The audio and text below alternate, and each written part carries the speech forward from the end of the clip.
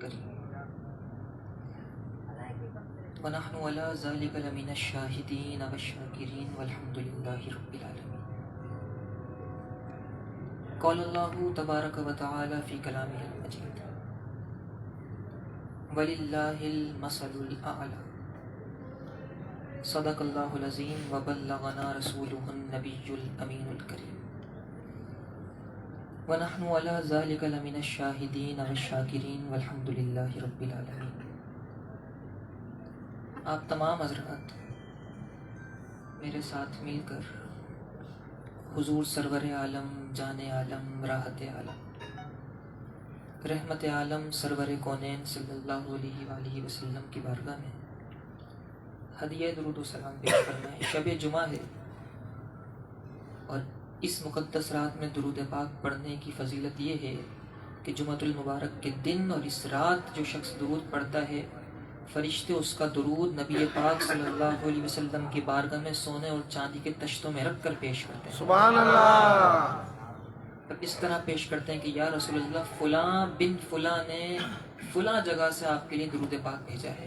سبحان اللہ. تو کوئی زبان خاموش نہ رہے، مل کر پڑھیے مولا یا صلی وسلم دائما ابدا علی حبیبک خیر الخلق کلہم. مولا یا صلی وسلم دائما ابدا علی حبیبک خیر الخلق کلہم. من تذکر جیران بیزی سلامی ما زجت دم عن جرام مقلت بدم. مولاي صل وسلم دائما ابدا على حبيبك خير الخلق كلهم. محمد سيد الكونين والثقلين. محمد سيد الكونين والثقلين والفريقين من عرب ومن عجم. مولاي صل وسلم دائما ابدا على حبيبك خير الخلق كلهم. ثم الرضا عن أبي بكر وعن عمر وعن علي وعن عثمان ذي الكرم. مولاي صل وسلم دائما ابدا على حبيبك خلق كلهم. يا ربي بالمصطفى بلغ مقاصدنا. يا ربي بالمصطفى بلغ مقاصدنا واغفر لنا ما مضى يا واسع الكرم. مولاي صل وسلم دائما ابدا على حبيبك خير الخلق كلهم. سبحان اللہ. قبلہ والد محترم نے حکم دیا ہے کہ 2-3 اشعار اس نعت کے پڑھ لیں. کیونکہ ابھی مدینہ منورہ کے حوالے سے بات چیت ہو رہی تھی اور مدینہ کی گفتگو ہو رہی تھی، تو وہ جو شاعر نے مدینہ جانے کا وظیفہ بتایا ہے اس حوالے سے نعت پڑھیں۔ سعید بھائی بھی تشریف لائیں مدینہ منورہ سے، اللہ تعالیٰ ان کے صدقے ہم سب کو اگلی 12ویں شریف حضور کے روضہ انور پہ بنانے کی توفیق۔ بہت بڑے شاعر گزرے ہیں، سید زادہ حضرت سید ادیب علی رائے پوری رحمۃ اللہ تعالیٰ علیہ، انہوں نے ایک نعت لکھی ہے روتے ہوئے، رو کے نعت لکھی ہے آپ نے مدینہ منورہ کی یاد میں۔ آپ نے لکھا آج اشک میرے نعت سنائیں تو عجب کیا، آج اشک میرے نعت سنائیں تو عجب کیا، سن کر وہ مجھے پاس بلائیں تو عجب کیا، سن کر وہ مجھے پاس بلائیں تو عجب کیا، ان پر تو گنہگار کا سب حال کھلا ہے، ان پر تو گنہگار کا سب حال کھلا ہے، پھر بھی مجھے دامن میں چھپائے تو عجب کیا، پھر بھی مجھے دامن میں چھپائے تو عجب کیا، میت کو میری ڈھانپ کے رکھنا کہ گنہگار بہت ہوں، میت منہ ڈھانپ کے رکھنا کہ گنہگار بہت ہوں، میت کو میری دیکھنے آئے تو عجب کیا، میت کو میری دیکھنے آئے تو عجب کیا، آج اشک میرے نعت سنائیں تو عجب کیا، نازاد سفر ہے نہ کوئی کام بھلے ہیں، نہ تو جانے کے لیے سرمایہ ہے اور نہ کوئی اتنے اچھے کام ہے کہ کاموں کی وجہ سے چلے جائیں، نازاد سفر ہے نہ کوئی کام بھلے ہیں، پھر بھی ہمیں سرکار بلائے تو عجب کیا، پھر بھی ہمیں سرکار بلائے تو عجب کیا، دیدار کے قابل تو نہیں چشم تمنا، دیدار کے قابل تو نہیں چشم تمنا، لیکن کبھی وہ خواب میں آئے تو عجب کیا، لیکن وہ کبھی خواب میں آئے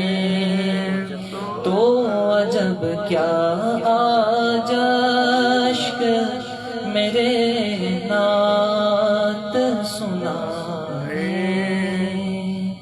تو عجب کیا سن کر وہ مجھے پاس بلائے تو عجب کیا.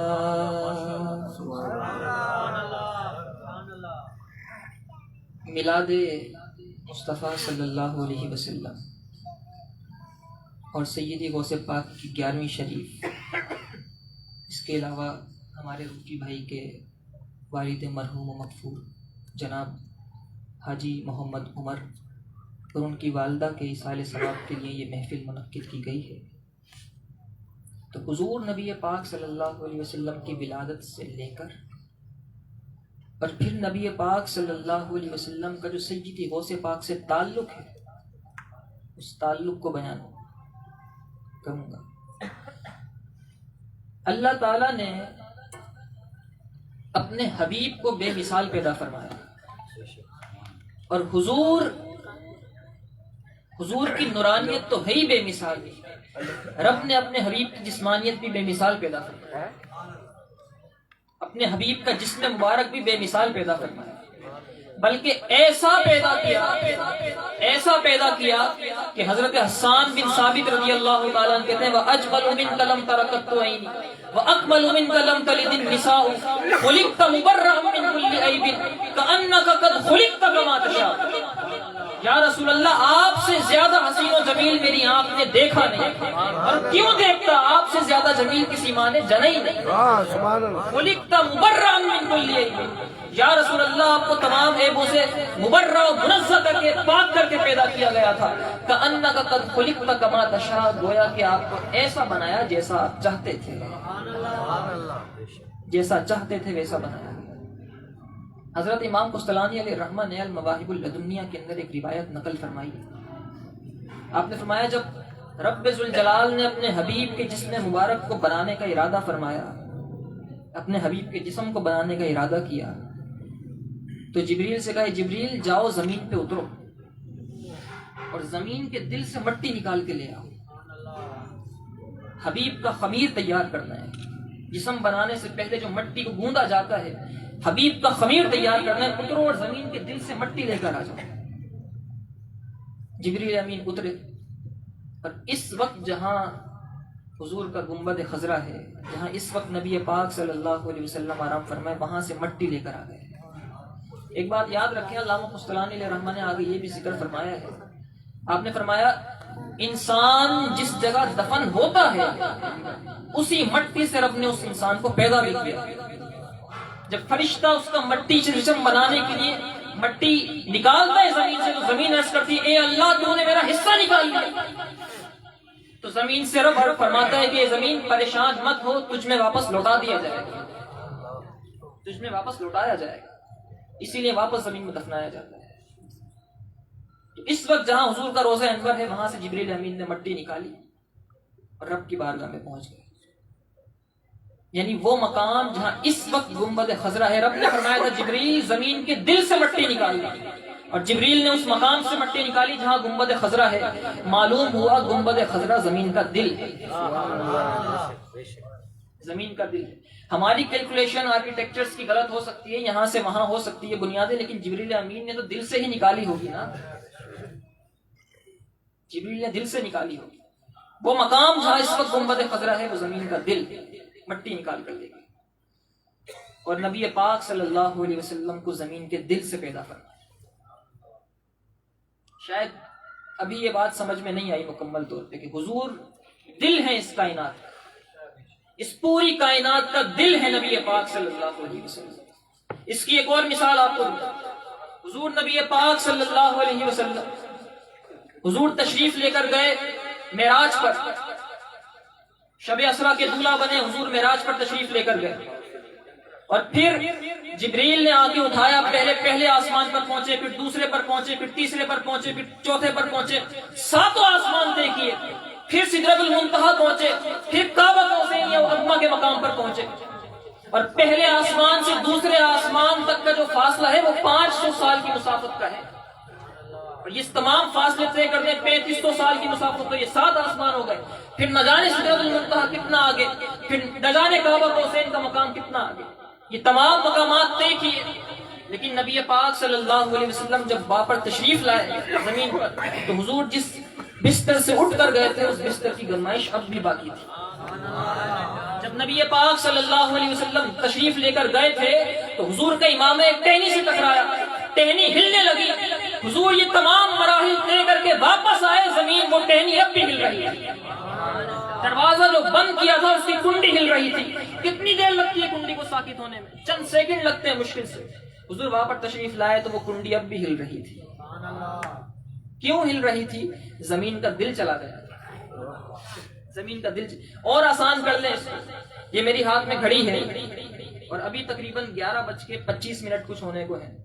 اگر میں اس کا سیل نکال دوں اور 1 سال کے بعد پھر سے ڈالوں تو جو وقت ابھی دکھا رہی ہے وہیں سے چلنا شروع ہو گیا، چاہے گزرنے کو 1 سال کا وقت گزر چکا تھا۔ اسی کو بلا تمثیل و بلا تشبیہ سارے معاملات دنیا کے رک گئے، کیونکہ دنیا کو جس ہستی سے طاقت ملتی ہے وہ ہستی رب نے اپنے پاس بلا لی تھی۔ یہ شان ہے نبی حضور کو، اس حضور کا جسم اقدس اس طرح پیدا کیا گیا۔ اور ایک بات یاد رکھیں، پڑھا لکھا مجمع ہے اور آپ کوئی عوام الناس نہیں ہے، تو اگر کچھ میں لاجیکل باتیں کروں، ٹپیکل باتیں کروں تو سمجھ میں آ جائیں گی۔ دیکھیں، نبوت الوہیت کی دلیل ہے،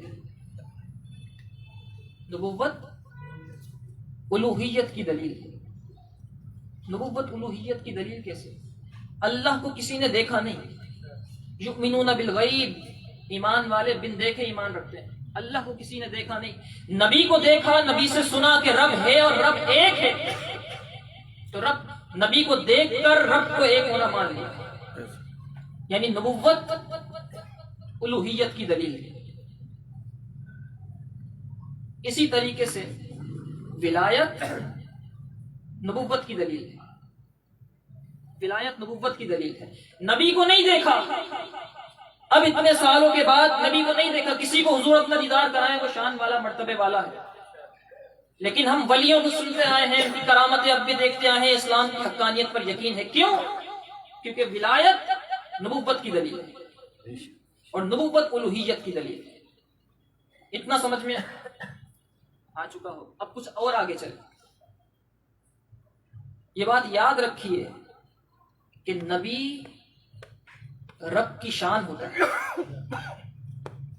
نبی رب کی شان ہوتا ہے، رب اپنی شان کا اظہار کرنے کے لیے نبی بھیجتا ہے، اور رب کی شان کا سب سے کامل ترین اظہار نبی پاک صلی اللہ علیہ وسلم، کیونکہ نبوت الوہیت کی دلیل ہے، تو رب کی شان کا سب سے مکمل ترین اظہار نبی پاک صلی اللہ علیہ وسلم۔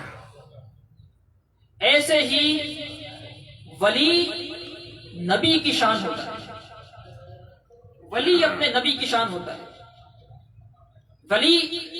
ولی کو جو کرامتیں ملتی ہیں وہ اس نبی کے، جس نبی کا وہ امتی ہوتا ہے، اس کے معجزات کے چیپٹر میں لکھی جاتی ہے۔ سبحان اللہ، سبحان اللہ۔ اس کے معجزات کے کیونکہ وہ ولی نبی کی شان ہوتا ہے، جس شان والا نبی ہوگا اس کی امت میں اسی شان والے ولی پیدا ہوں گے، کیونکہ ولایت نبوت کی دلیل ہے اور ولی نبی کی شان ہوتا ہے، اللہ، بے شک بے شک، ولی نبی کی شان ہوتا ہے۔ سبحان اللہ۔ نعرہ تکبیر، نعرہ رسالت، نعرہ تحقیق، نعرہ غوثیہ، نعرہ حیدری۔ اب ذرا اور آگے چلیں۔ اللہ تعالیٰ نے کم و بیش 1,24,000 نبی بھیجے اور ہر نبی کو ولی دیے، ہر نبی کو ایک سے بڑھ کر ایک شان والے ولی دیا۔ حضرت آصف بن برقیہ جیسے بھی ولی دیے جن کا ذکر اللہ نے سورت کے اندر فرمایا، قرآن کے اندر فرمایا، اور اس طرح شان والے ولی دیے کہ حضرت آصف بن برقیہ 4,500 میل کی مسافت سے بلقیس کا تخت اٹھاتے ہیں اور پلک جھپکنے کی مقدار اتنے سے وقت کے اندر سلیمان علیہ السلام کے سامنے حاضر کر دیتے ہیں۔ بے شک بے شک۔ حضرت آصف بن برقیہ جیسے بھی ولی دیے، لیکن ان 1,24,000 پیغمبروں میں سے کسی کو بھی رب ذوالجلال نے سیدی غوث اعظم جیسا ولی نہیں دیا۔ کیوں نہیں دیا؟ کیوں نہیں دیا؟ اس لیے نہیں دیا کیونکہ ان 1,24,000 پیغمبروں میں سے کوئی حضور جیسا نبی نہیں. نعرے تکبیر، نعرے رسالت، نعرے حیدری، جیسا ولی ہوتا ہے پھول المدد یا رسول، پتی پتی پھول پھول المدد یا رسول. تو جیسا ولی ہوتا ہے، نبی ہوتا ہے، نبی کی شان کے مطابق رب ولی بھیجتا ہے، بے شک بے شک، اور رب اپنی شان کا اظہار کرنے کے لیے نبی بھیجتا ہے. سبحان اللہ. تو حضور کی، تو رب ذوالجلال کی کامل شان کا اظہار حضور ہے، اور حضور کی کامل شان کا اظہار غوث اعظم. سبحان اللہ سبحان اللہ. غوث اعظم. واہ. اس کو اور آسان کر کے سمجھیے. اللہ تعالیٰ نے قرآن مجید فرقان حمید میں ارشاد فرمایا الا بذکر اللہ تطمئن القلوب. سن لو، اللہ کے ذکر سے دلوں کو اطمینان ملتا ہے. الا بذکر اللہ تطمئن القلوب، اللہ کے ذکر سے دلوں کو اطمینان ملتا ہے.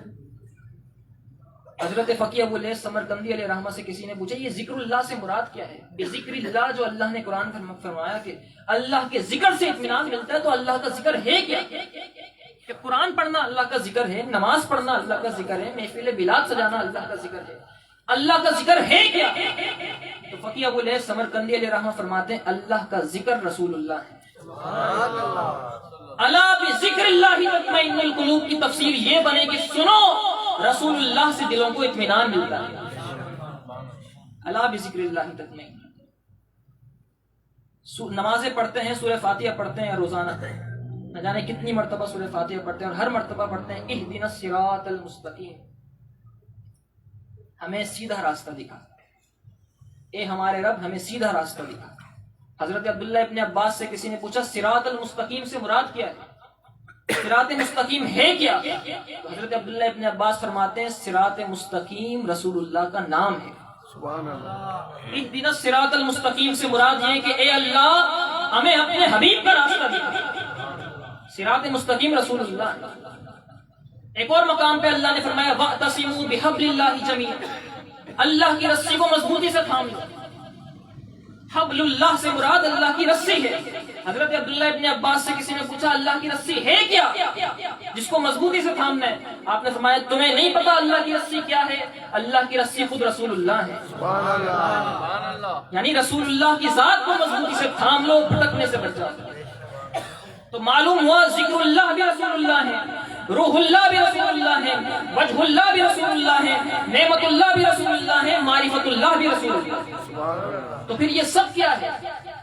یہ قرآن، یہ نماز، یہ روزے، یہ زکوٰۃ، یہ حج، یہ کعبہ، یہ سب کیا ہے؟ تو علماء نے فرمایا یہ سب رسول اللہ کے چہرے کا صدقہ ہے. یہ سب رسول اللہ. کیوں صدقہ ہے؟ کیسے صدقہ ہے؟ اس طرح صدقہ ہے جس کتاب کو رسول اللہ نے فرما دیا یہ قرآن ہے، سب نے مان لیا قرآن ہے.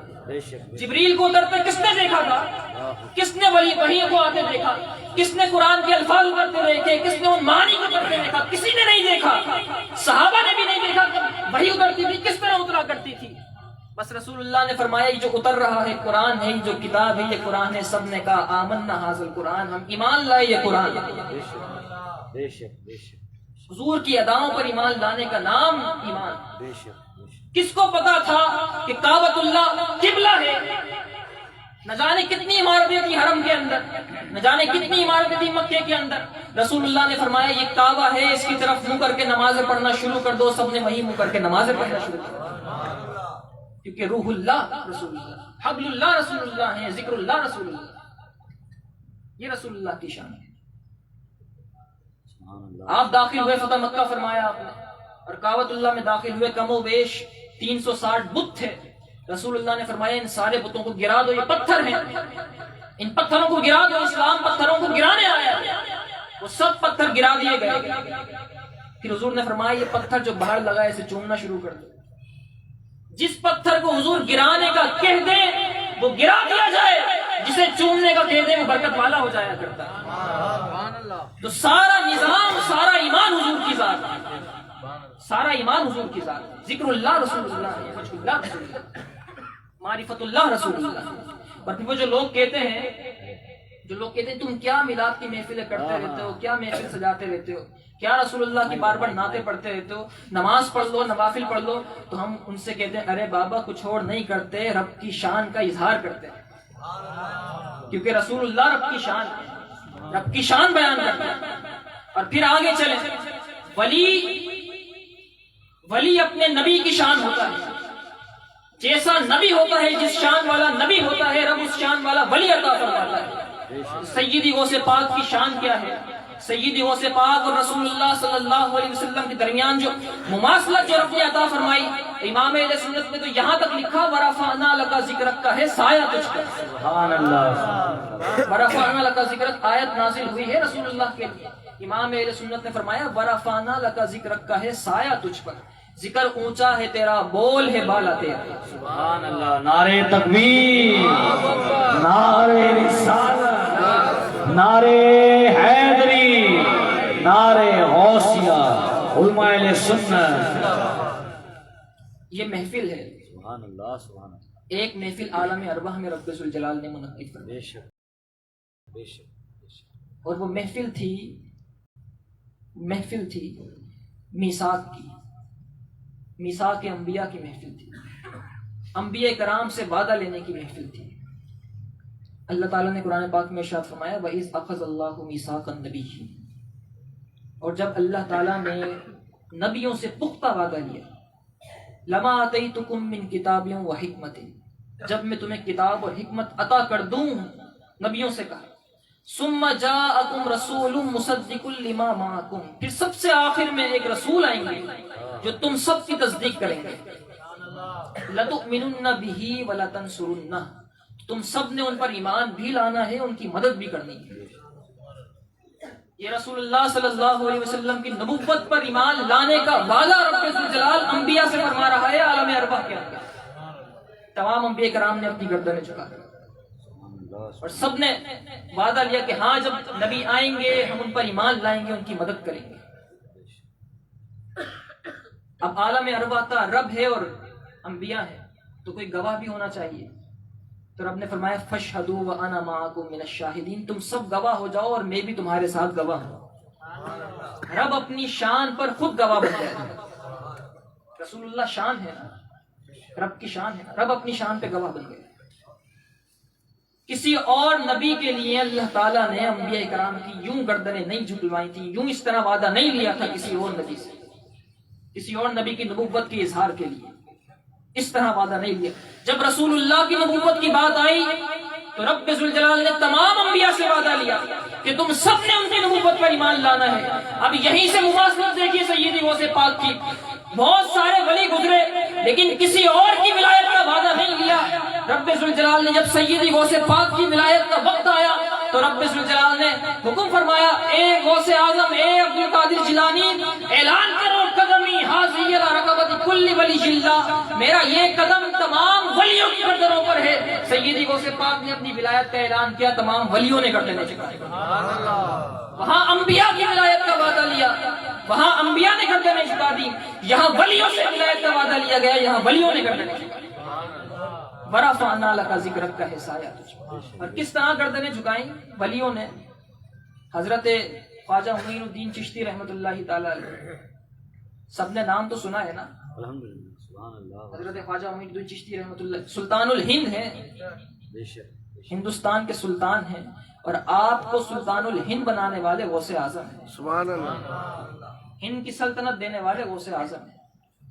جب سیدی غوث پاک نے اعلان فرمایا قدمی حاضی علی رقبت کل ولی اللہ، میرا یہ قدم تمام ولیوں کی گردنوں پر ہے، تمام ولیوں نے اپنی گردنیں جھکا دی۔ اس وقت خواجہ معین الدین چشتی رحمۃ اللہ تعالی علیہ خراسان کے پہاڑوں میں چلا کر رہے تھے، اور سب سے پہلے یہ آواز سن کے سیدی غوث پاک کی آپ نے گردن جھکائی۔ آپ بغداد میں، خواجہ معین الدین چشتی ہندوستان میں، اتنی دور کی مسافت سیدی غوث پاک نے یہ منظر دیکھا، اور منظر دیکھنے کے بعد منبر پہ کھڑے ہو کے فرمایا سنو لوگوں، جب میں نے یہ اعلان کیا کہ میرا یہ قدم تمام ولیوں کی گردنوں پر ہے تو میں پورے روئے زمین کو دیکھ رہا ہوں، تمام ولیوں نے گردنیں جھکا دی ہیں، لیکن سب سے پہلے جس نے گردن جھکائی ہے وہ غیاث الدین کا بیٹا معین الدین ہے۔ اور یہ بات سن لو اس کے سب سے پہلے گردن جھکانے پر ہم اسے ہندوستان کی بادشاہت عطا کرتے ہیں، ہم اسے ہندوستان کی بادشاہت عطا کرتے ہیں۔ تو خواجہ معین الدین چشتی، اور یہ میں خود نہیں کہہ رہا کہ آپ سلطان الہند ہیں، آخری وائسرائے ہند گزرا ہے لارڈ ماؤنٹ بیٹن، اس نے اپنی ڈائری لکھی، یہ بڑے لوگ ڈائریز لکھتے ہیں، ڈیلی ڈائریز اپنی مینٹین کرتے ہیں، روزانہ کی اس میں لکھتے ہیں جو گزرتی ہے ان پر، اس میں اس نے لکھا ہے کہ ہم نے تقریباً 90 سال حکومت کی ہندوستان پر، 1857 سے لے کر 1947 تک، لیکن اے ہندوستانیوں سن لو، ہماری حکومت صرف دیکھنے کے لیے تھی، دراصل ہندوستان پر حکومت کرنے والی ایک قبر ہے جو اجمیر میں موجود ہے۔ انگریز لارڈ لکھتا ہے، انگریز وائسرائے نے لکھا ہے کہ اصل میں وہ قبر ہے جو اجمیر میں موجود ہے۔ تو اس سیدی خواجہ معین الدین چشتی رحمۃ اللہ تعالی علیہ کو یہ مقام اور مرتبہ دینے والے سیدی غوث پاک۔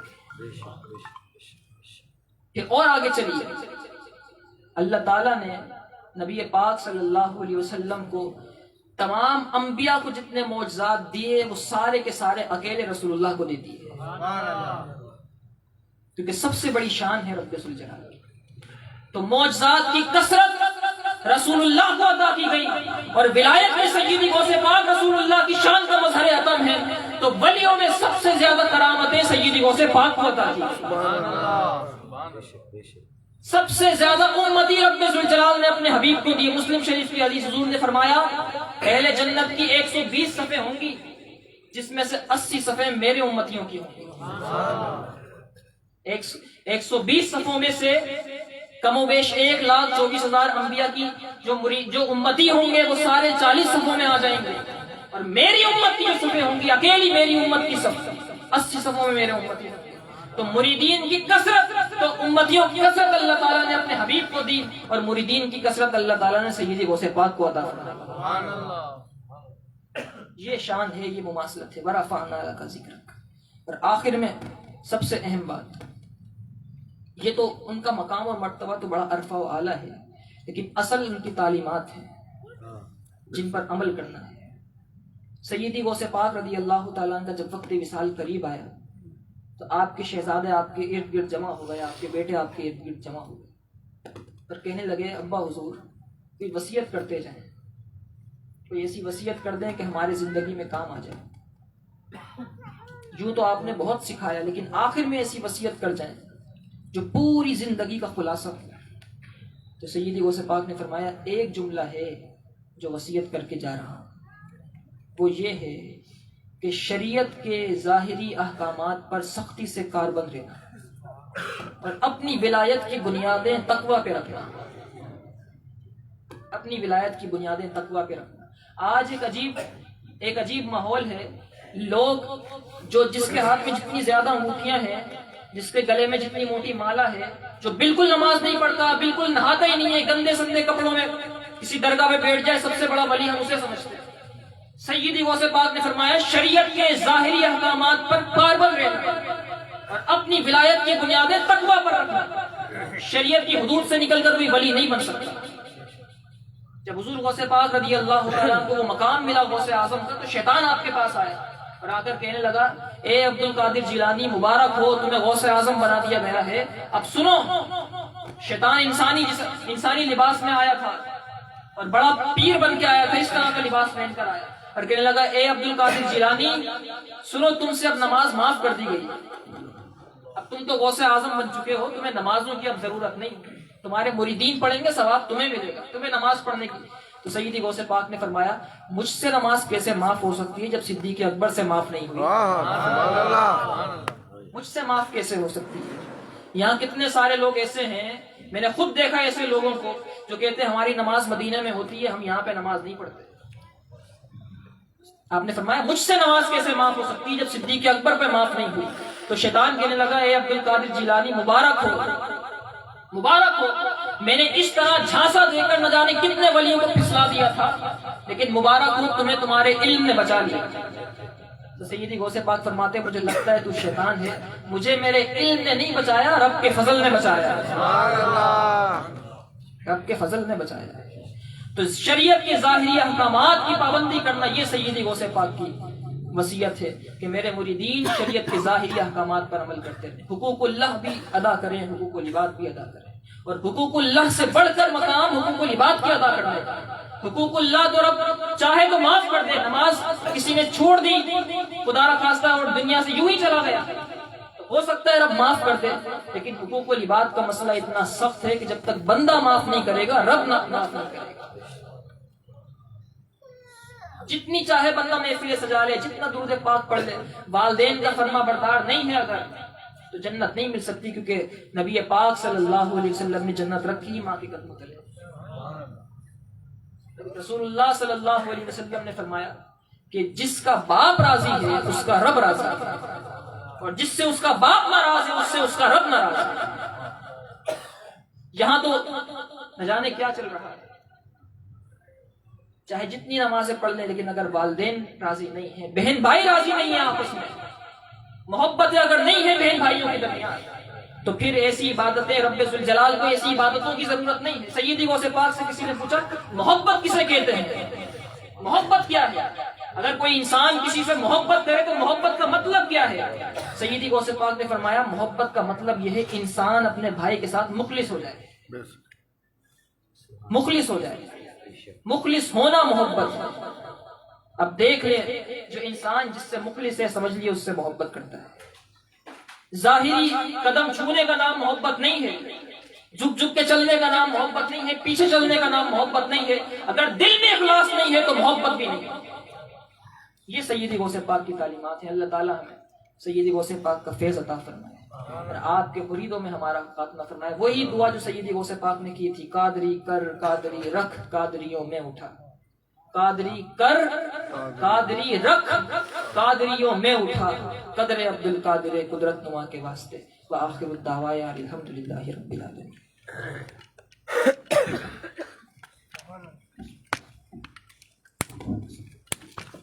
یار